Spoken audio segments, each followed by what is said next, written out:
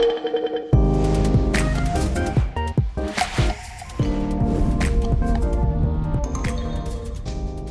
and welcome to Moving Forward, a podcast by Good Habits. I'm your host, Amy Clark. In this podcast, we make sure you get all the insights you need to build a high-performing learning culture to future-proof your organization. Whether you're an HR professional, a learning and development manager, or anyone looking to give your team a leg up, you'll learn the trends and tricks to get your people learning and moving forward. In each episode, we invite an expert to unpack some key statements designed to get them sharing their best insights. And today, we're getting deep. We're talking about the role of resilience and self-acceptance in the self-development journey. And who better to unpack this with than Mariska Beyer. Welcome to the show, Mariska. Thank you, Amy. It's really great to have you here. I'm going to let you introduce yourself because I think there's a lot to you. So please tell us about yourself and don't be humble. Well, I'm Mariska Beyer. I'm 33 years old. I am Paralympic champion, world champion, and European champion. Wow, that's a lot. That's a lot.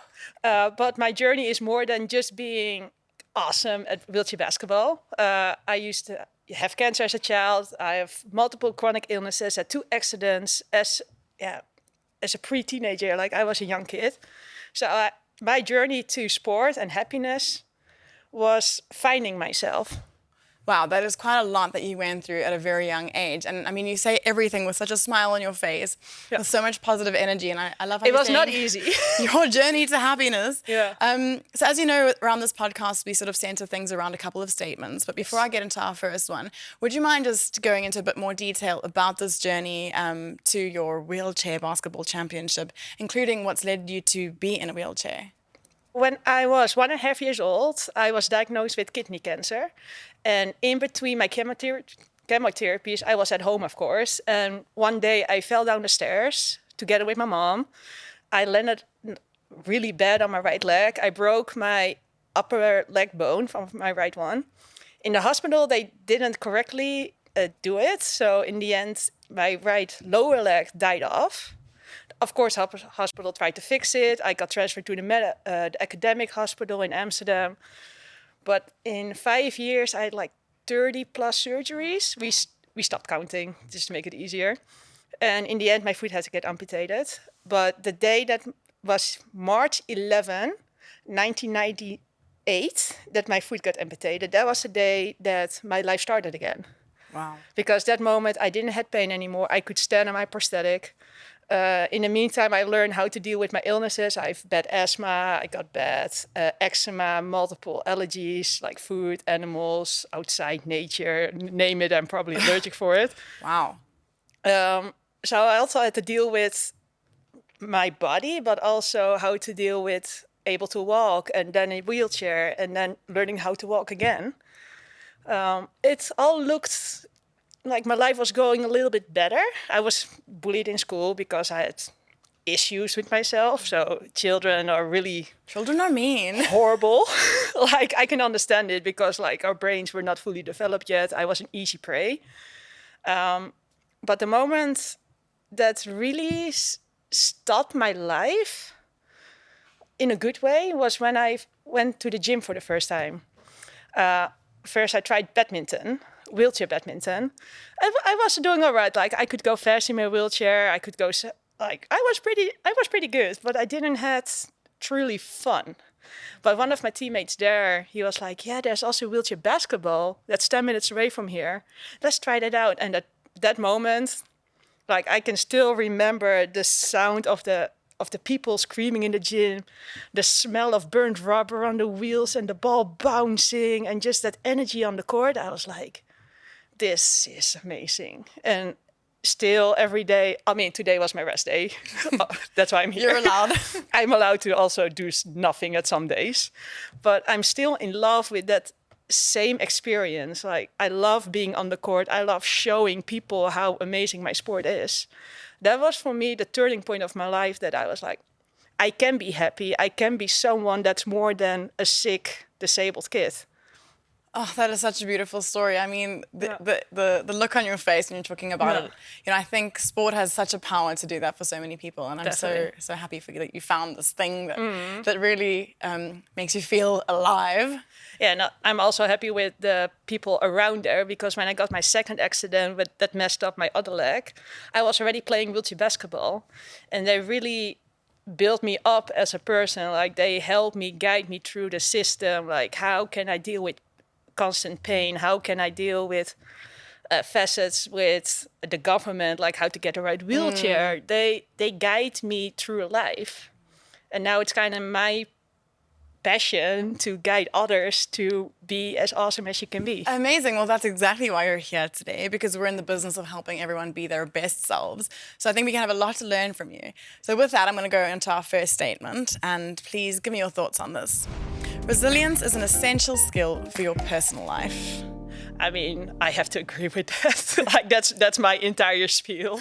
Yeah. But I also realized that resilience doesn't come from anything. Like, I needed help to build up that resilience. It didn't come from nothing. Like, you cannot be 0 to 100 resilience straight away. You need the proper guidance to be resilient. What does that mean? What does that look like? Yeah, for me, it was a process, I think, of 15 years to be resilient. So not just Truly. something you can do overnight? No, I mean, I'm a person, I used to have a burnout in high school because I was like, everything is against me and people hate me, my body hates me. But as soon as I found my passion, really, when I started training more with basketball, that was the moment I was like, okay, I can slowly get better into something. And I think realizing that even though I'm failing, and you slowly start succeeding, like step by step.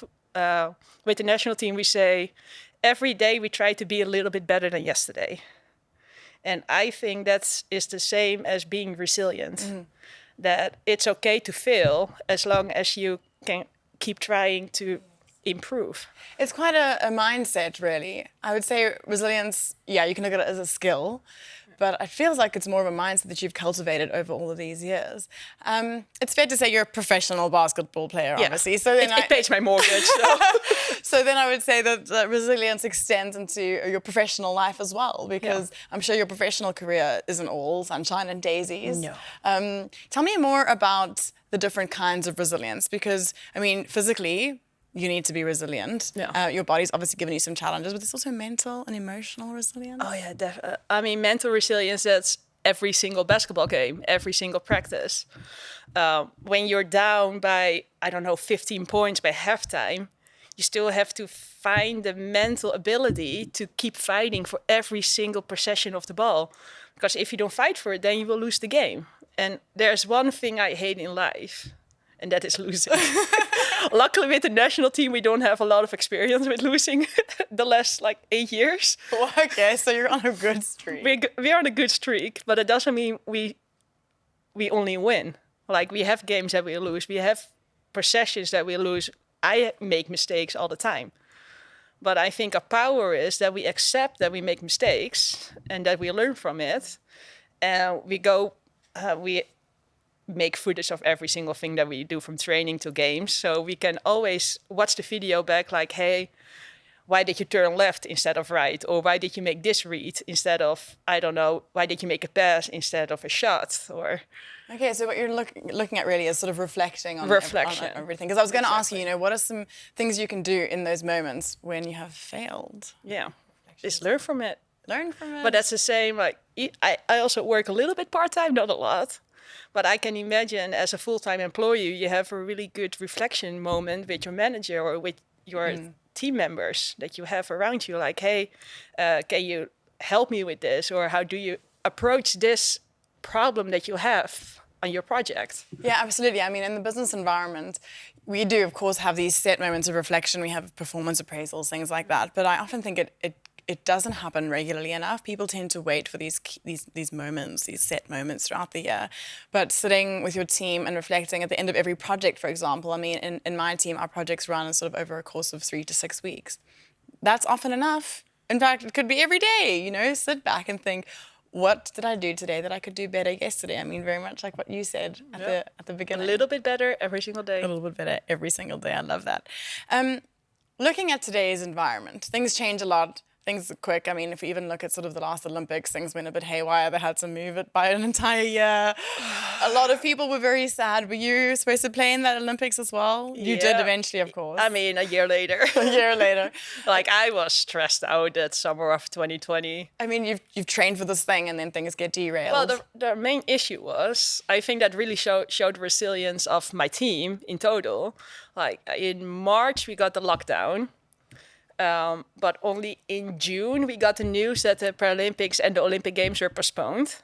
And it was late, right? It was really late. Like, it was a month before the Olympic Games. And at first there was a talk like, okay, only the Olympics will be cancelled and the Paralympics might continue because we have left athletes so they can be spread out more over the venues. But we still had to train full time in lockdown With this by big- yourself as a team player. As a team. How did you do that? It was awful. I cried a lot. I'm getting goosebumps hearing about it. Yeah. Like, but how do you say this?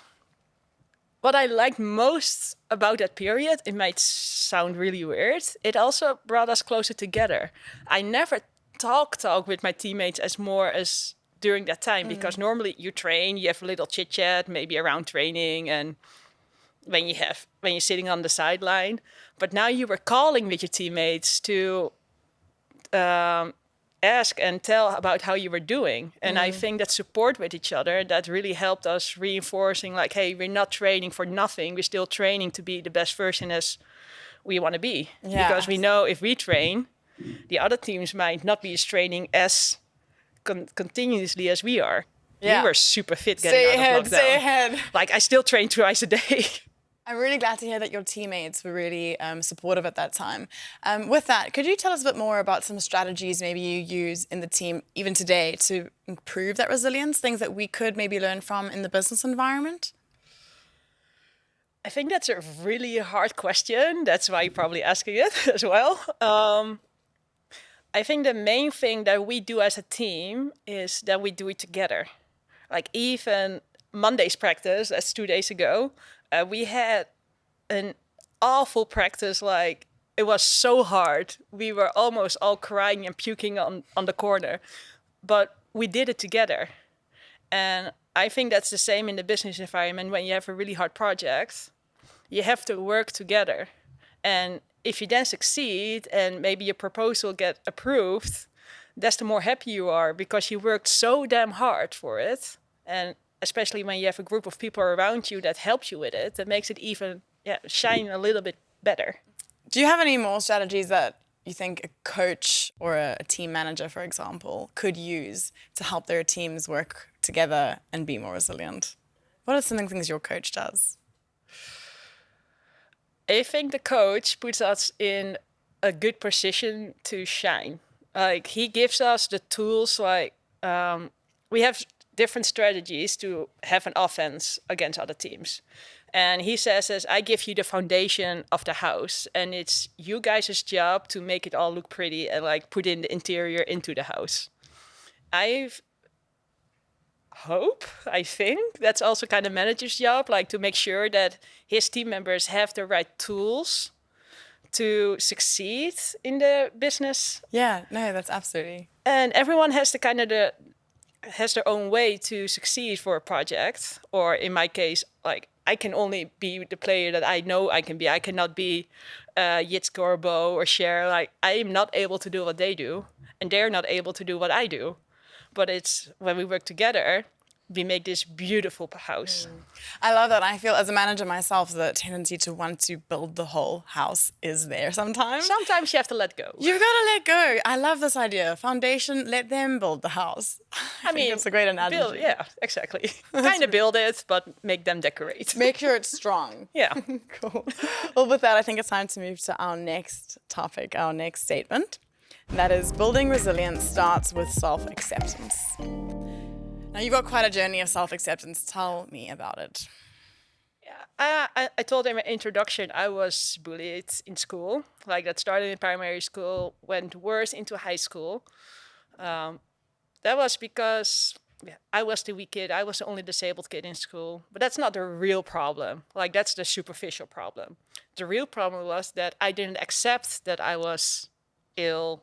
I mean, not really ill, but I had my chronic illnesses and my disabilities. And I was just myself trying to figure life out.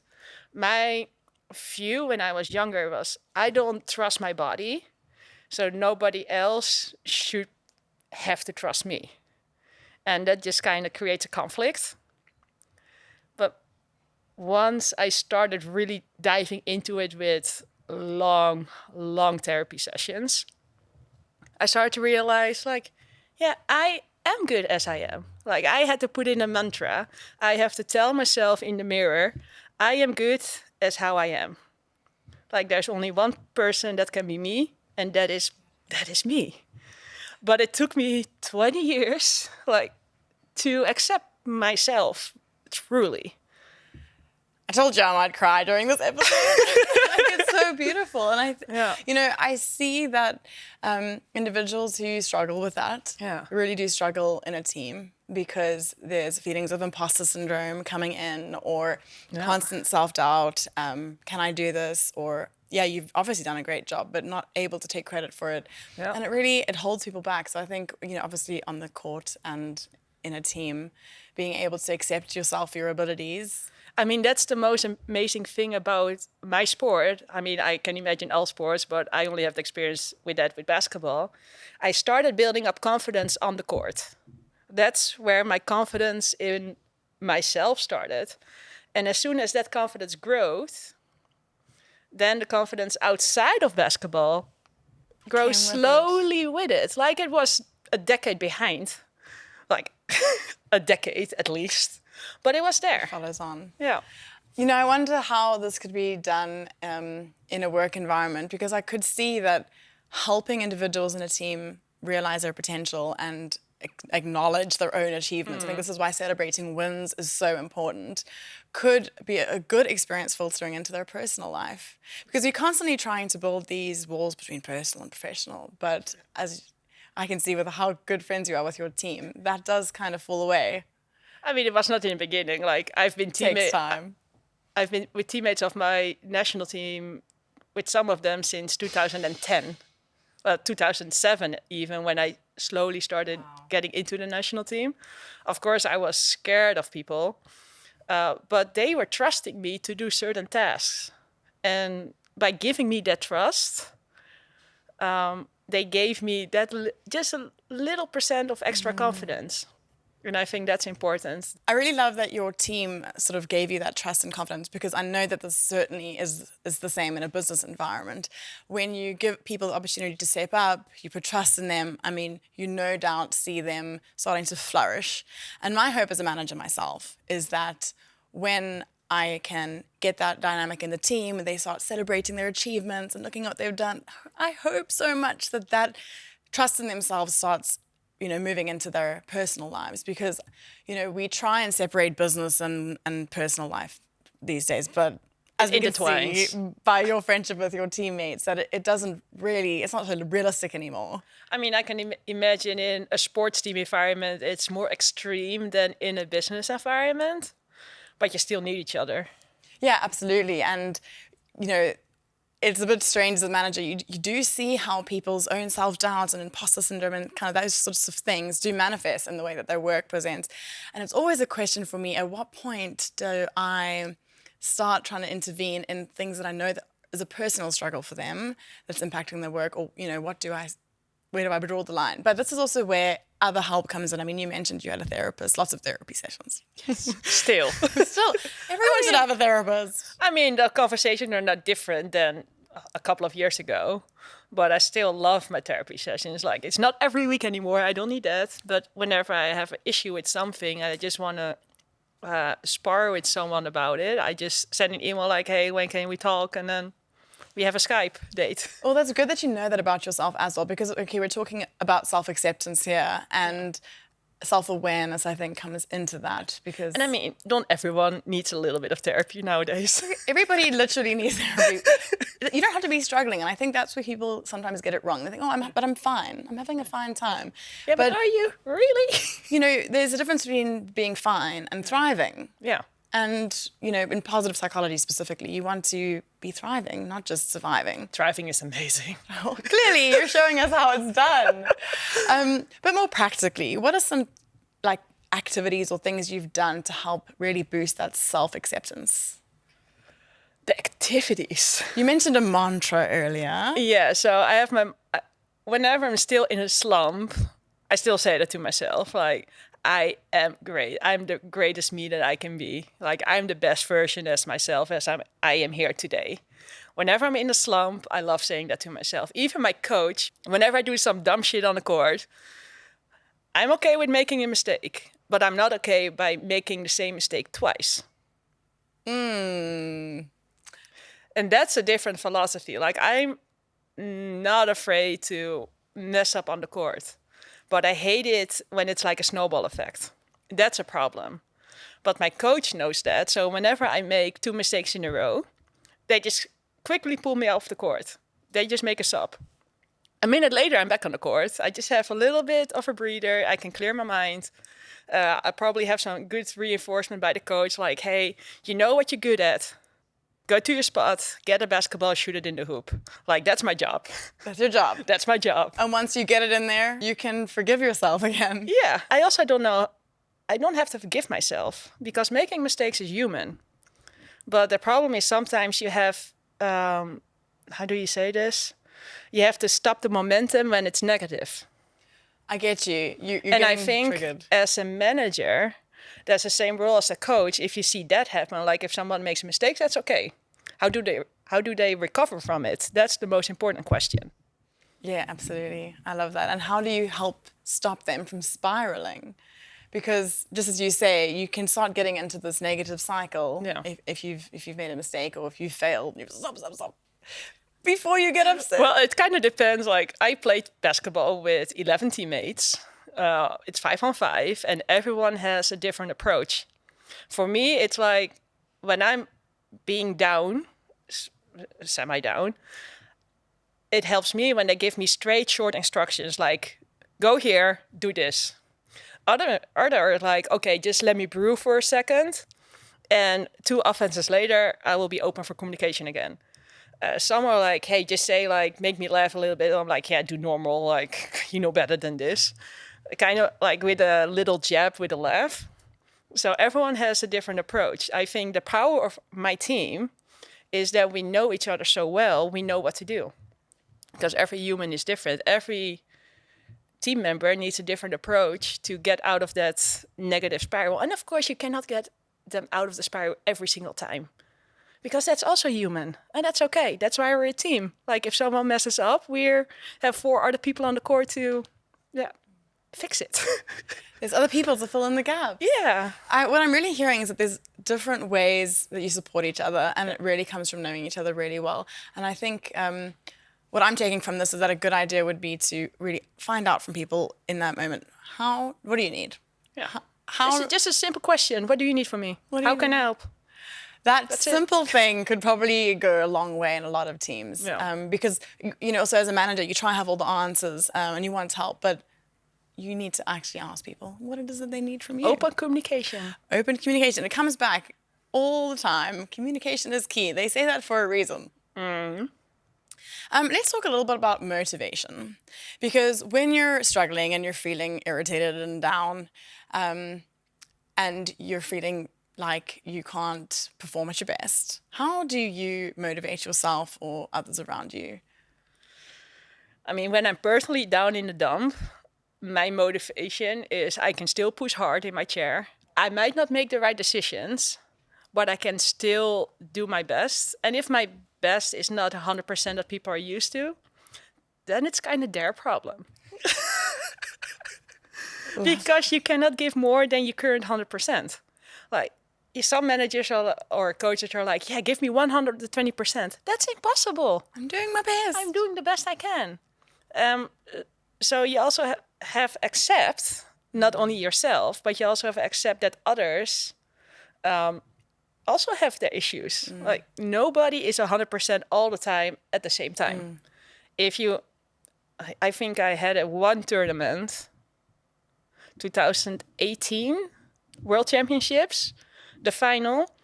That was the first time with the 5 on the court that I was like, now we're 100% the entire time that we were there.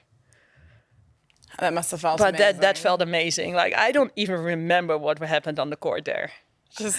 We were just in the flow, and that's amazing. But I can count on one hand how many times that happens. So how do you help someone when you're already down? I think that's then the other people's that are high in the percentage than you are is to help you. They make up for it. Yeah. You know, it's amazing to hear that from you, that, you know, you can only count on one hand how many times you've all been at 100%. Yeah. It's just a good reminder that it's not going to be every day. No. And that you can trust... Not even once a year. Trust other people to make up for it. I also feel like this comes from the benefit of giving people the benefit of the doubt. I trust that you're trying your best, and that's all I'm going to ask for. I mean, it's also kind of with my personal philosophy, like I know I'm the best version I can be, but that also implies that I believe that you are the best version of you.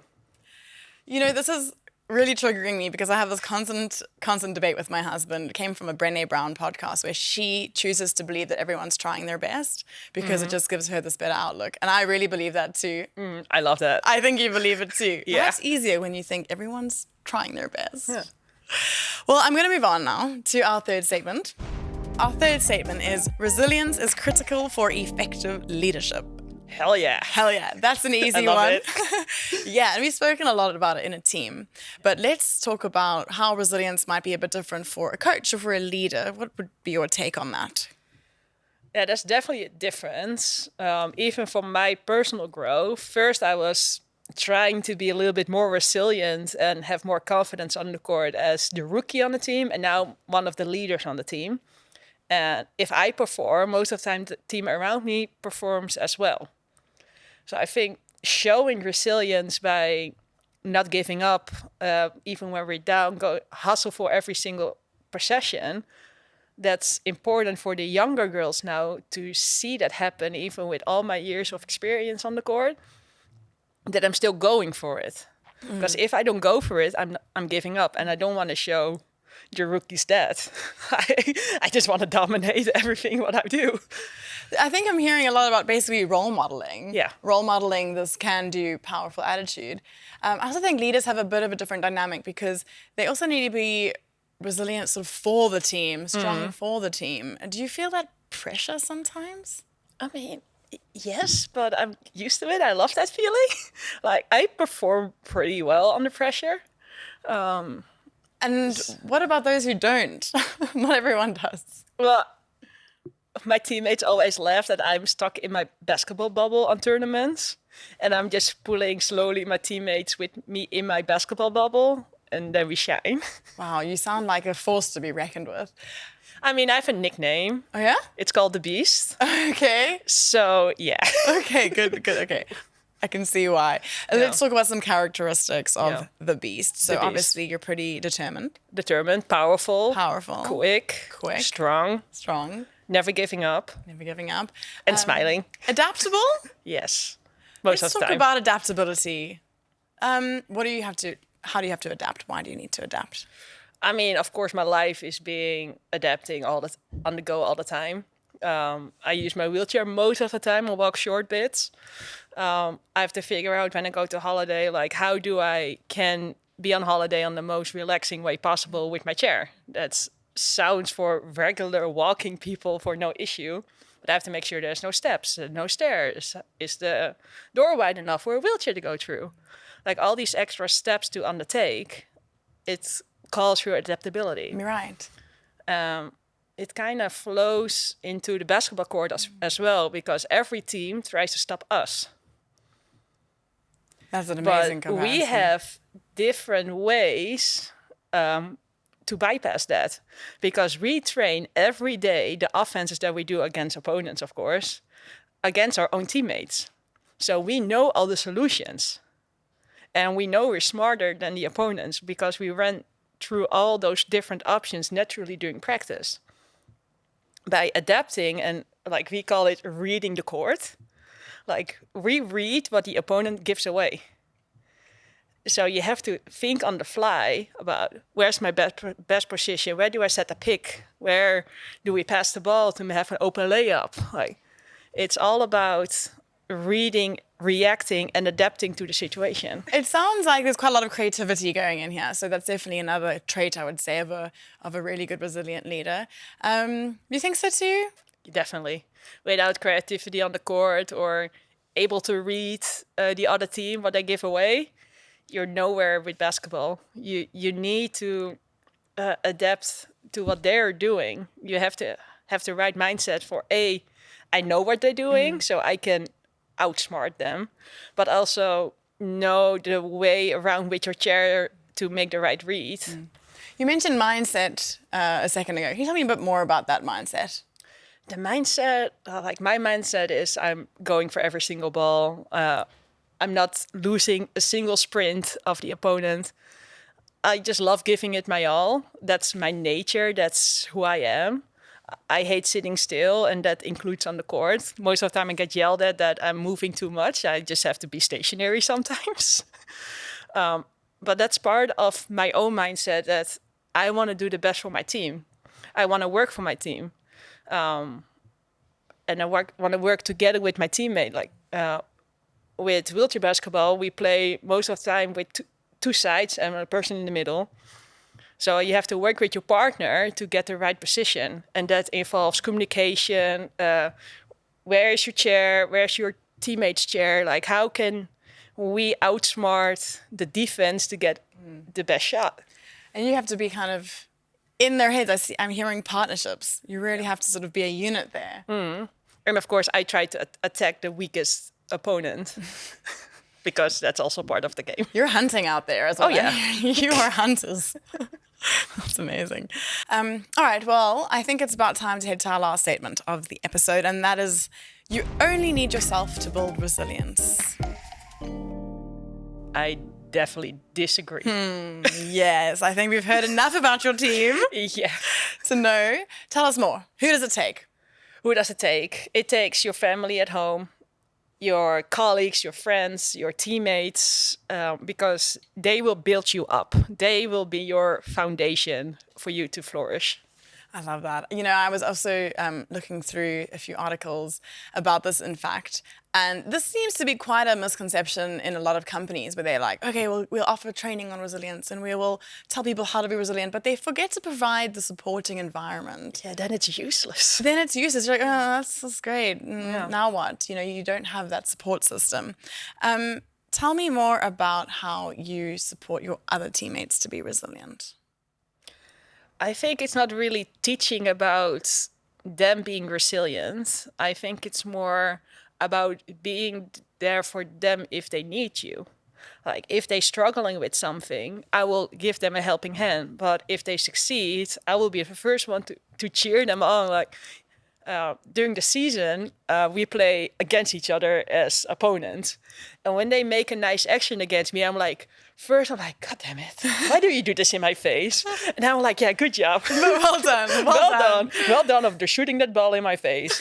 But I think that's building their resilience up, because they know you're there for them if they need help. But they also know that I'm their supporter. And I think that is the most important part of being a teammate. I'm also hearing that you're able to be honest with them. Yes, very honest. Even when it's a little bit tough to hear. Yeah. And I think that sounds like another level of trust altogether. I mean, we had a lot of conversations with each other, not necessarily as a group. Most of the time we kind of sit naturally like for the table at lunch, and we just have these conversations naturally, because I personally have different ways that people talk to me when I'm down. Because of one person, I can handle something different than from the other. But the trust is that I know that they know how they can talk to me when I'm up or down. And the same is for them. Like, I will tell them something different than another teammate would, because I have a different relationship with them, or I have a different view of point over their lives with them. And that's okay, because we're all different, so our approach is different. And I think that is the most important thing. Yeah, there's some value. Besides about being there for them as a cheerleader as well. That too, but also That too. knowing how to approach them and knowing what they it's all need. about the love and the dirty. Say that again? The love and the dirty. I love that. That's such a cute way of saying it. Well, thank you so much. Your energy and your positivity has just been absolutely inspiring. Before we wrap up, I'd like you to just leave one key takeaway for our listeners. You are good as you are, and others are as good as they are. That's beautiful. Everyone's trying their best. Yep. Absolutely. And for me, I think my number one thing I've learned from you is really about building relationships with people you work with, live with, whatever the case may be, so that you know them well enough to know what they need in their And build them up. times when they need to be more resilient. Yep.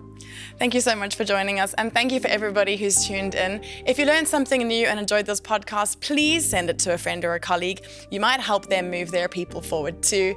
And while you're at it, give us a review. It helps other people find this content. Until next time, cheers.